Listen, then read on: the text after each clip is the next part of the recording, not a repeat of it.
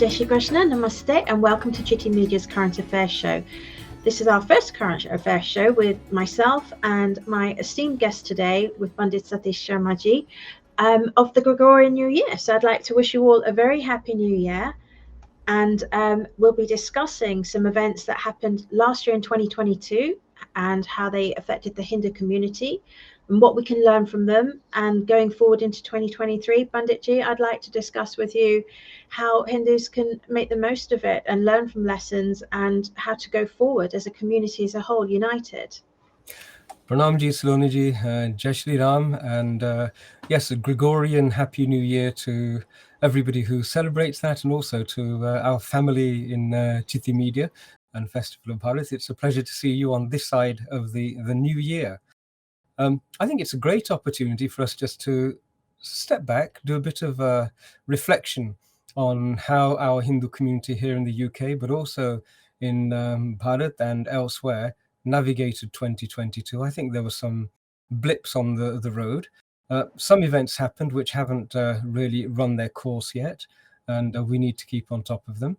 So I think it's a great opportunity to learn from what happened last year and help us all to chart how we're going to navigate an increasingly strange world in which the role of the Hindu is pretty much under scrutiny and under some sort of pressure everywhere we see. So great opportunity. I look forward to exploring some of these ideas with you today.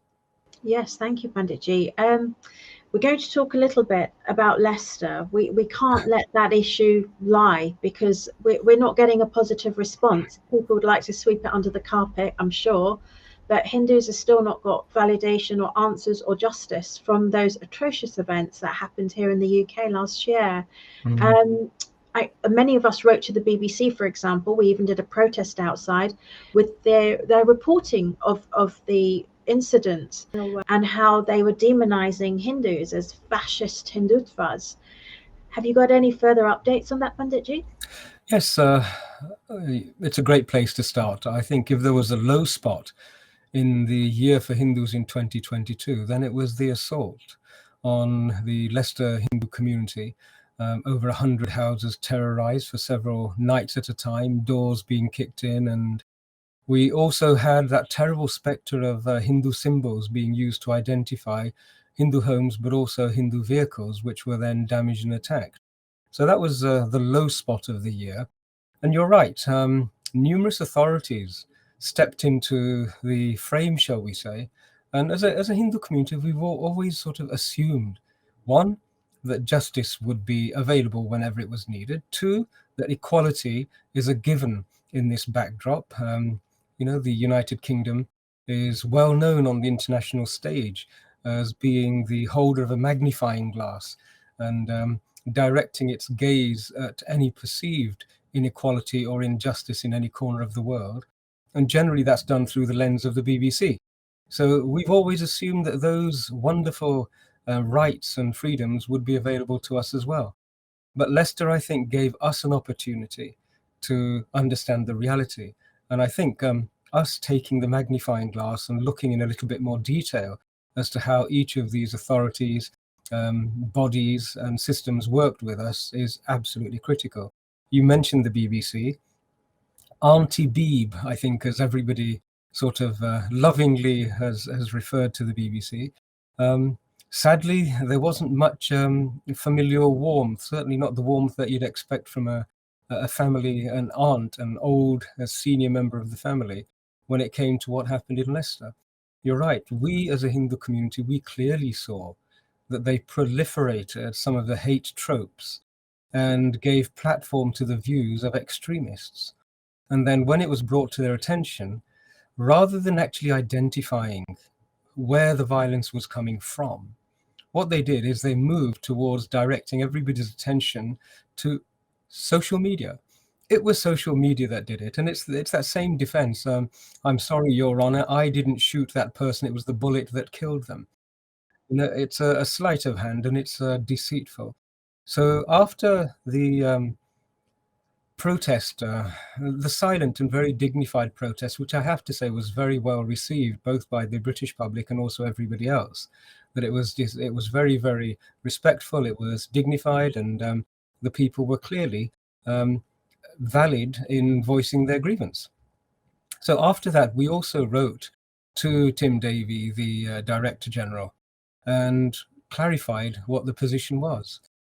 I wasn't expecting anything particularly gracious or even accommodating from the BBC. They just don't do it. It's still that very colonial sort of attitude, which is, even if you're suffering, you have no right to articulate the quality and the level of your suffering. We know better. And if we say that we didn't infringe your rights, then that's the way it is, whether you felt infringed or not. And I think this is really something we have to explore a little bit more. You know, our community, we don't take offense. And if we do take offense, we respond in a manner which is consistent with the way in which our community educates us. It educates and transfers our sanskar and our principles. And so we respond in a very dignified manner. But I'm really questioning now whether that's the appropriate response for the Kurukshetra where we find ourselves in 2023. I don't think it was the right response. It certainly didn't draw the right response from the authorities in 2022. So maybe we should become more familiar with toys and prams. Yes, it's funny you say that, actually, because it is true. Those that complain and feel offence at everything are the ones that are listened to.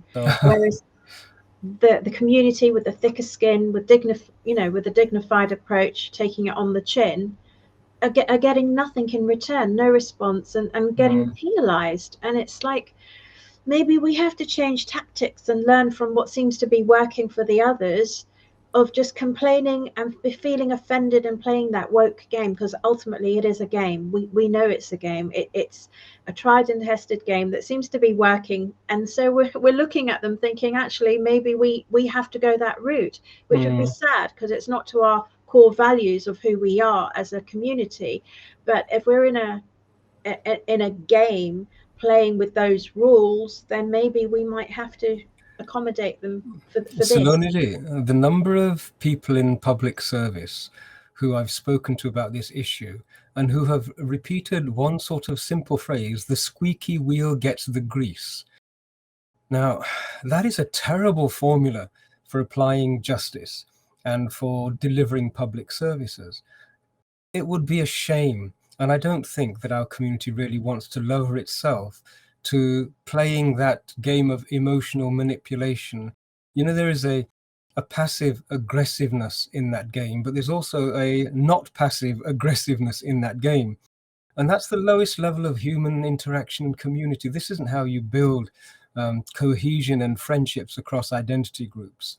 You know, this is a very, very barbaric way of doing things. And in this country, I think we've always had this feeling that we've moved long beyond that. But I think it's worth us drilling down into the mechanics of how this phenomenon works just a little bit more. You know, we have this idea of equality and justice. You know, they're fundamentals that we take for granted. And there is a saying, I forget, I'm afraid, who said it, that if you have to fight for rights, they were never rights in the first place. Yes, right. It might be Martin Luther King, actually, but yes. Yeah, and this is something I think we should be clear in our own minds about. If you have a look, let's do a sort of compare and contrast for a few moments, Saloniji, if you will. If you have a look at recently, there was a case in the United States where I think an art teacher displayed a 14th. That's the one. At Hamlin University, yes. That's the one. Displayed a 14th century work of art dating back to a time when it was perfectly acceptable for religious leaders to be painted and to be appreciated and celebrated. That's right. And there was no... Professor Erica Lopez. Okay. So, yes. And she was well within her desire to share an element of history of that time with no intention for causing offense whatsoever. No, that's right. And yet she suffered as a result. And why did she suffer? Because of the capacity to leverage offense taking by a group who dictated that they were offended. Now, it wasn't even a group. It was only 1 or 2 students, apparently, from the minority that loved throwing their toys out of the pram. And so it was taken quite seriously, and this poor lady was sacked.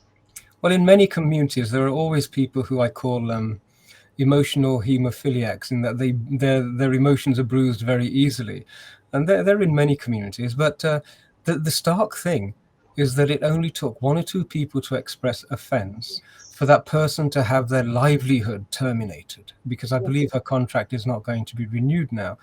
And if you have a look at the rights of the teacher, surely she had a contract of employment and codes of conduct and all sorts of guidelines, which I'm sure she didn't breach. And yet outside of all of those, suddenly there is a response. And that is a response which I think is worth comparing with the response that happened in Leicester. You know, this response that I've talked about at Hamlin University, it's not unique. And it's actually probably the most inoffensive of similar incidents. We had the incidents in Batley, and I think that was equally innocent. Yes, that teacher is still in hiding because parents complained and were offended. So the school had to take the popular vote, which establishment are following at the moment. And I think it's been over a year and a half, and that poor teacher still has not returned to work. And you know, we had obviously the very gruesome and horrific incidents at Charlie Hebdo, where I think the freedom of speech was tested by a portrayal of an image which was known that it would be offensive to certain groups. But even then, the response was, you know, immensely disproportionate. So if you have a look at those responses, the manner in which entities, public bodies, and authorities have responded to what is deemed to be a transgression, and then we compare it to what was deemed to be a transgression in Leicester, there is a huge difference. It's chalk and cheese, right? If if you look at the simple act of somebody climbing over a wall of a Hindu temple and tearing down religious flags and then burning them, that's worthy of taking offense.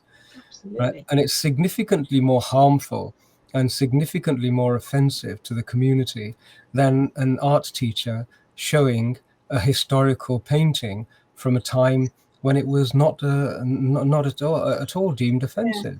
And just to keep it in context, that historical painting was one of many from many faiths. It wasn't being targeted to a particular faith. And so the response of authority seems to me to be unequal.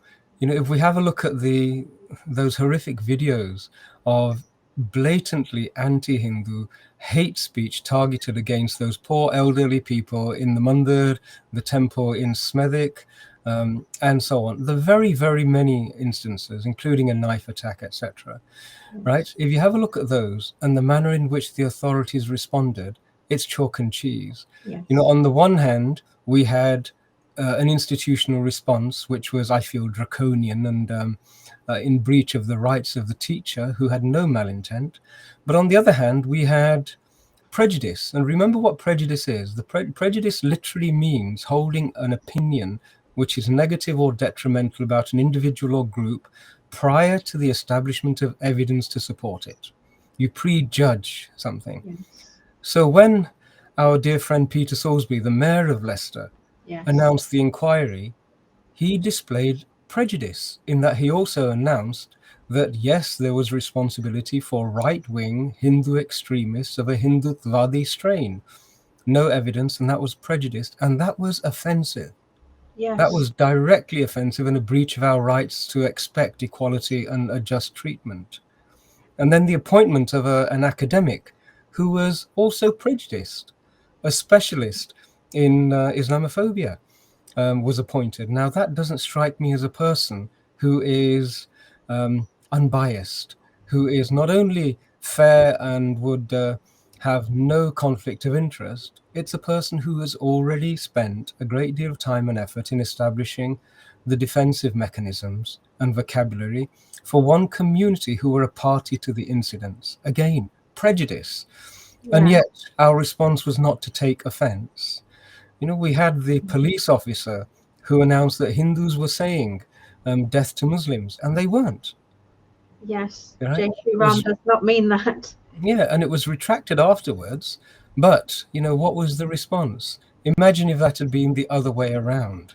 and it was another community who had the potential to be offended, why is that officer still in employment? If you compare the situation of the teacher at Hamlin, who was immediately removed for a completely inoffensive, non-hostile, non-aggressive act.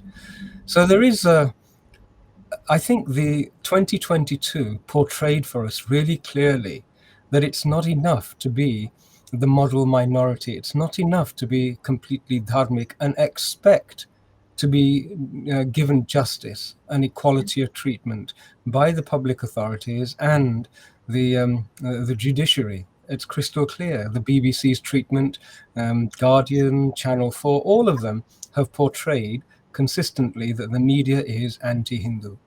And the manner in which the BBC have written to me and just in an offhanded sort of manner said, no, we didn't do anything, we're completely in the clear, and you are mistaken is the essence of what they're telling us, that, you know, we are misjudging our own suffering. It's that is worthy of taking offense.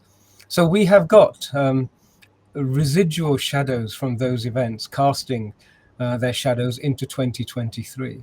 And I think it's worth reminding our community that, you know, we tend to sink back into our slumber far too quickly, and we've had an intervening period of Christmas celebrations. There has been a World Cup to occupy bandwidth. You know, we're now into a new year and there have been celebrations, and it's all too easy to completely forget what had happened.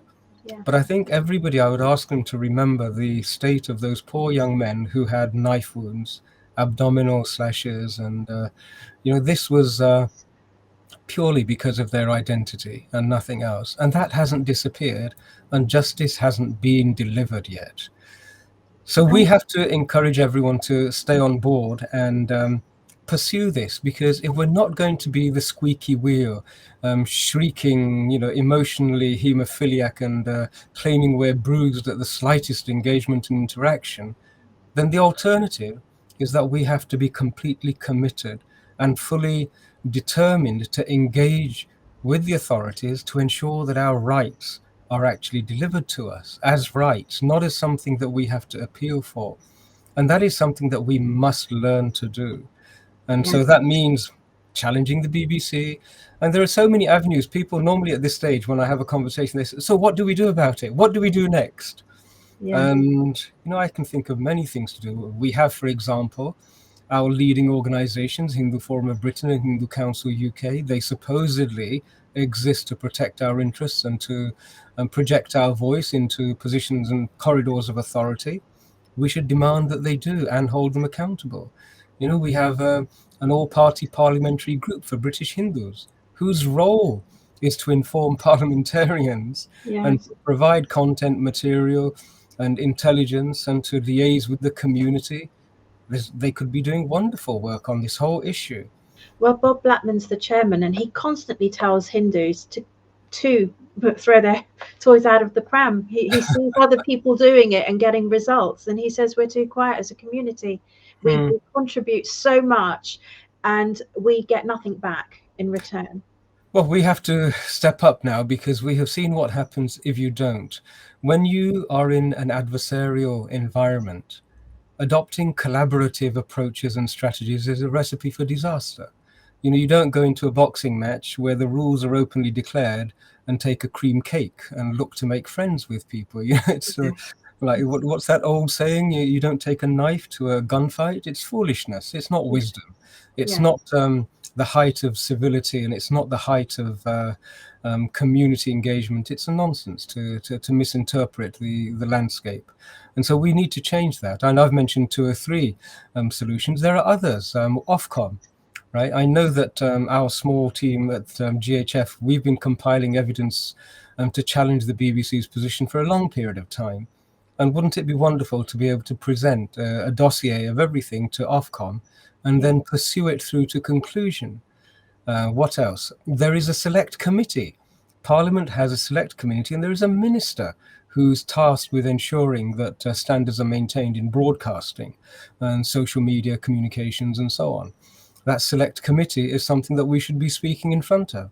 We should be presenting these cases. So as far as the community engagement and activity is concerned, there is so much we could be doing. And I would say that it's not just a question of we could be doing, we must do this. If we don't do this, then things will only deteriorate in 2023. And so I'm going to make an open appeal to everybody and encourage them to recognize that this is no longer an option. Yes. No Right? more apathy, please. No more apathy. Don't It's think not an someone else option. will just do it. Every Hindu watching this has to now engage, whether it's through social media, through your political representatives, whatever it takes. Now you have to, you're awake. Now it's time for action. Yeah. And I'd share with everyone that the state and the levers of power have got a lot on their plate. And to ensure that they listen, the speed with which they listen, the speed with which they engage with us and address these issues, it will be determined by our capacity, determination, professionalism, skill, and persistence. And you've just mentioned a wonderful aspect which needs to be emphasized, and that is that nobody else is going to do it for you, right? And expecting it to be some other Hindu who's going to do it and you can sit back on your laurels, it's not going to happen. And so this is now the time to stand up, understand what happened in 2022, recognize it for the warning that it was, and start to proactively engage with the issues that surround us in 2023.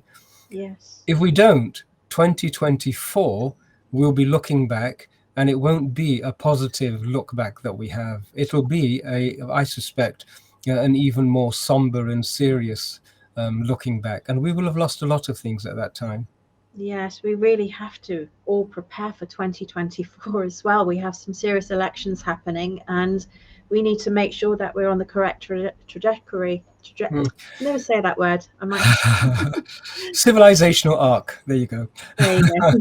But you mentioned that every Hindu needs to engage. I would actually take it beyond that. It's not every Hindu. It's also every British citizen who genuinely has contributed and invested in the success of this multicultural story.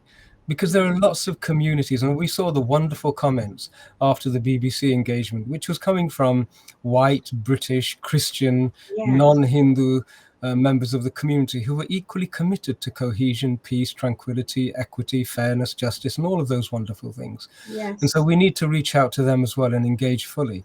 I think the silent majority in this country have actually worked really hard to make sure a multicultural community is a successful vision. And I would say it's 90% there. It's there and we can build on it. It's that troublesome, toxic minority. As it's always the case, there is always a toxic minority who actually then poisons the water for everybody. And there's no point in throwing the baby out with the bathwater.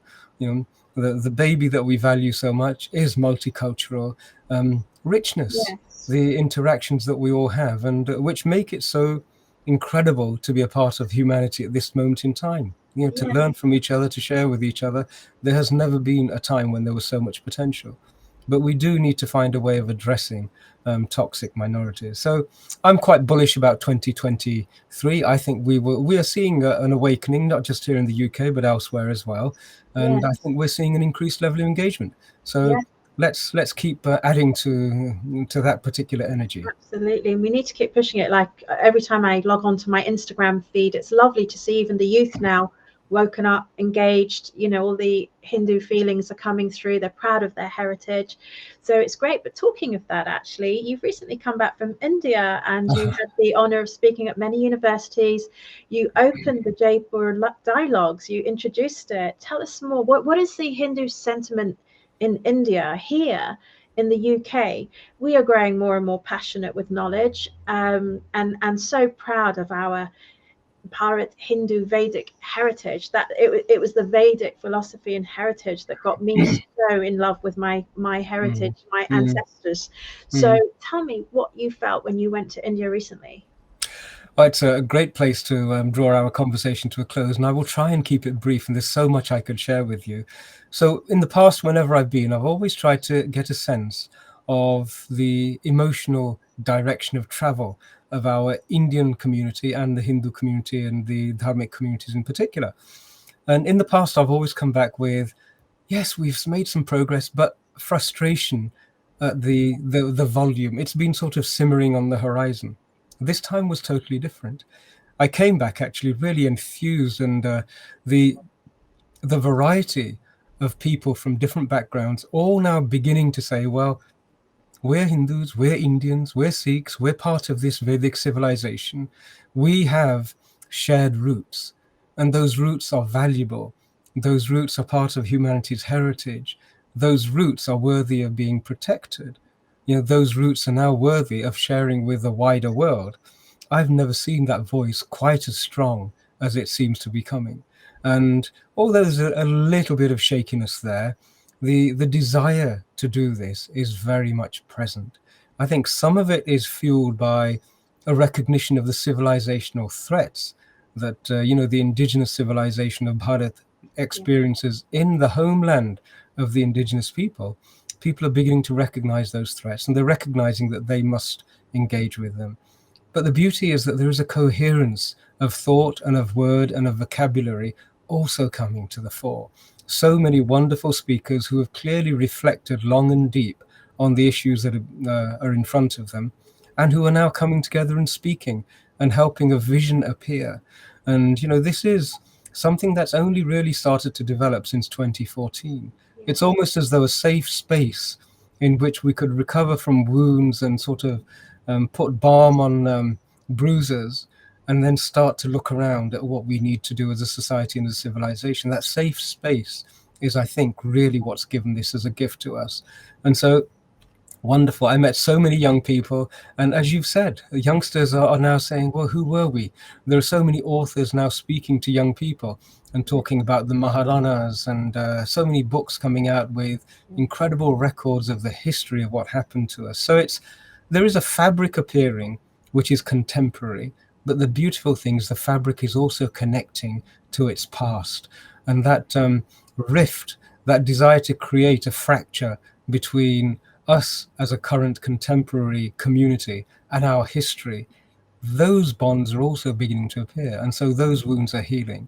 So I came back feeling fully enthused and really looking forward to seeing 2023 develop that even further. And one other thing which was really encouraging, was that the interaction between the diaspora and the Bharatiya community is better than it has ever been on a civilizational level. We still have many of in the olden days, they had the kings of old who were the custodians of wealth and those sorts of things. And nowadays we have the unicorns. We have the business leaders running multi-billion-dollar enterprises. Some of the states are now looking towards a trillion-dollar economy at a state level. And we have 22 plus states or something. And so there is that sense of integration and sharing of resources, that we not only need to have intellectual resources, we now need to start to reallocate our material resources towards furthering our own healing and our own evolution. So on all fronts, I have to say I was deeply, deeply encouraged. In conclusion, also, I had a wonderful opportunity to do a yajna on Guru Dattatrayaji's Jayanti, and that was magical. And these things, when they happen in Bharat, they're truly magical. And I would recommend to everybody, Mahashivratri is just around the corner. Find a sampradaya, find a guru, find a community who are going to be celebrating Mahashivratri in the traditional manner, and just see how much energy, strength, wisdom, guidance flows to you. It's all there waiting to be accessed, and we're accessing it more and more. So I hope I've given you a sense of how wonderful this particular trip was, and I hope we can build on it and spread the very, very good developments that are happening there to a wider world. Sounds really positive. And just touching on a little bit of what you said with authors and books, those that might have missed the interview, I got to do a lovely interview with Rajesh Malhotraji, who recently wrote Snakes in the Ganga. So if anyone's missed that, we've got the link here. Wonderful. Yes, no, absolutely. I'm looking forward to this year. I think with more Hindus uniting, being vocal, being awake, feeling proud, I think we've got a great future ahead. Dharma is rising, Right. and like you, I only spoke to Rajiv ji earlier on, And I must admit, every time I speak with him, I'm in awe of the scale of the contribution that he is giving to us. Yes. And we look forward to working with all the material that he produces in a very practical, policy-oriented manner. Snakes on the Ganga is one of those wonderful phrases. The number of times people in Bharat were saying to me, Satish, you have snakes in the Thames as well. And I'm thinking, yes, we do. But we're all working together to drain the swamps everywhere, and we'll deal with the snakes in the Thames as well, I believe, in 2022. Fantastic. Panditji, thank you so much for your time, and My I look pleasure. forward to our next dialogue. All the very best for this month. Jai Shri Krishna. Jai Shri Ram, Jai Shri Krishna.